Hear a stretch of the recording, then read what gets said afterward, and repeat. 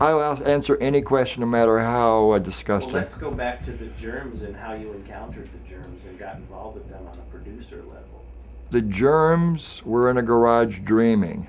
Kim Fowley went on the radio and said in 1977, if anyone thinks they're punk rock, show up 12 o'clock on the Friday of the 4th of July weekend and I'll put you on stage.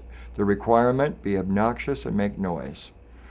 I came to the Whiskey A Go-Go after K-Rock aired this on a Sunday. The following Friday, I had the Germs, the Dills, the Screamers, the Weirdos, and 11 other bands. There were 15 bands, 3 nights. We put it on. Punk rock started that weekend in America. Time magazine put Kim Fowley Presents Punk Rock, Whiskey A Go-Go in there, and we're off and running. The neighbors got mad after 6 months. Punk rock was thrown off the strip into the Mask. From the Mask, the Olympic. From the Olympic to Orange County, and you know the rest. Were you inspired by the British punk rock movement to create something indigenous for Los Angeles, for West Coast America? The Whiskey A Go-Go had ceased to be a rock and roll venue in 76. They tried dinner theater. In 77, a co-owner, Elmer Valentine, said, open the club, you're the agent. The booking agent, you're the pimp, you're the entrepreneurial pig. So I said, let's put the words Kim Fowley Presents Punk Rock for a month on the marquee in front of the whiskey, and then I'll go on the radio, and by then somebody should have learned all the haircuts, the safety pins, and the noise. I gambled that there were kids who had figured it out. It was the first time punk rock was ever in public in the United States. Well, we had the Ramones on the East Coast. We don't count the East Coast. We're California bigots. So we have we're nationalists. We're Hollywood animals. We're Hollywood dogs. If it's east of Gower, doesn't exist in those days. No one ever went any further east than Olivera Street in their lives, unless they went to England on an airplane. How did the Germs rise above or descend below the other punk bands of that time? And That's your answer. Because all of a sudden, there was the primal going on, and that's what they did. And they had the primal and that's what Darby Crash would do. And he threw flour and maple syrup all over the stage on the first song. At the night, his version, it was Sugar Sugar by the Archies, which he made fun of, and he threw all that out and screamed. That's what he did. So where is the link between the on-stage performance and them formally making some music in a studio?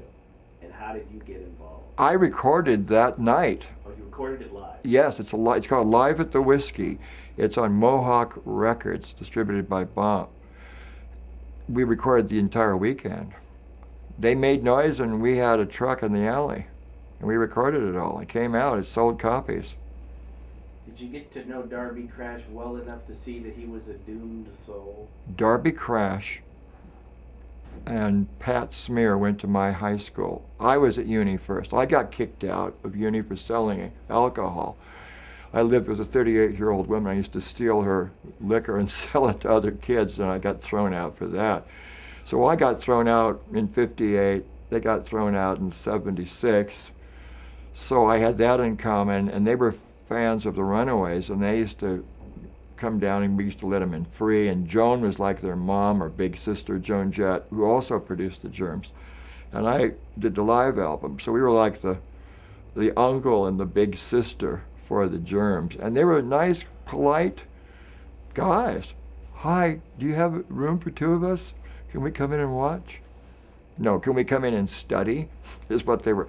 Can we get the attitude and the vibe? They were sponges of attitude. It was the attitude. How were their songs? Their songs were based on Darby's vision of, That's what it was. Primal. Yeah, it's a howl. Ask Allen Ginsberg what howl means, the book. Yeah. Same thing. Yeah. Well, punk rock is the howl, right? Yeah.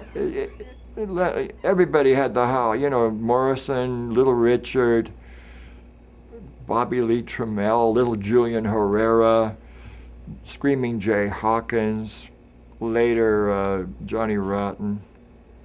There's always some animal in pain. In the movie Privilege, Peter Watkins has the guy in the cage doing a Jesus Christ thing in the future. Idolatry, pain, suffering, horror. Everybody wants to see a train wreck bleed. Maybe Darby Crash was Tab Hunter and Quasimodo at the same time. He was a monster and he was an icon, and he was Chicken Hawk Special meets a beggar with like Uzi, you know, in the New Delhi somewhere. It was all that together. So his chaos and his destruction was not pandering. No, it was product. He was product. Hi, let me explode in pain and misery in front of everyone. That's what they want to see. They want to see my death. You know, Jacques Brel, you know, it's all the same. All the way to Kurt Cobain. Yeah, everybody has to bleed for the masses because they can't bleed or cry for themselves. They can't have orgasms, so they watch orgasm as voyeurs. It's a voyeurist culture. It's a suppressed, goy, Pentecostal pressure cooker over a bunch of squirming animals. Or as George Carlin said, Sister Mary and the Metal Ruler. Right. Young man, you can't have wet dreams. All the ills of our society are caused by suppression.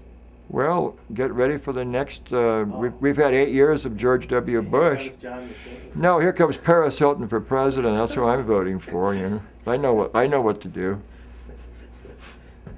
I think that's all we need. Was that the best interview you had today?